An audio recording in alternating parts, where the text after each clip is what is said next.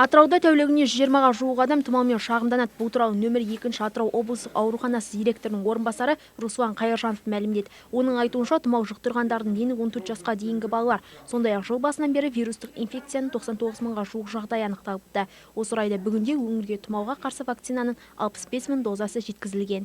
Аталған осы ауысымдық инфекциялар көбейген кезде көбінесе жаңағы өңір тұрғындары арасында көптеген алдын алу шараларын ұсынамыз. Солардың ең негізгісі осы вакцинация жұмыстары. Яғни вакцинация шаралары ол осы қыркүйек айының соңынан немесе қазан айынан басталып арнайы бір декреттелген топқа салынады. Яғни оларға біздер кім жатқызамыз? Көбінесе осы ұйымдасқан орындарда оқитын мысалы балалар, онымен қатар ұйымдасқан қызмет көрсететін, халыққа қызмет көрсететін мамандар, соларға жаппай егуге осы жатады. Сонымен қатар ересек жастағы адамдар көп жиі жедел респираторлы вирус инфекциямен ауырылатын адамдарға шақырады. Сонымен қатар осы жүкті әйелдер, яғни екінші триместрден кейін өткен жүкті әйелдерді осы тұмауға қарсы вакцинаға көрсетілім бар оларға салуға. Сондықтан аталған топқа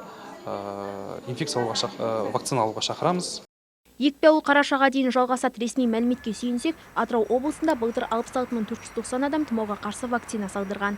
Альбина Жамбылқызы, Фархат Тәжбаев, Каспий Ньюс.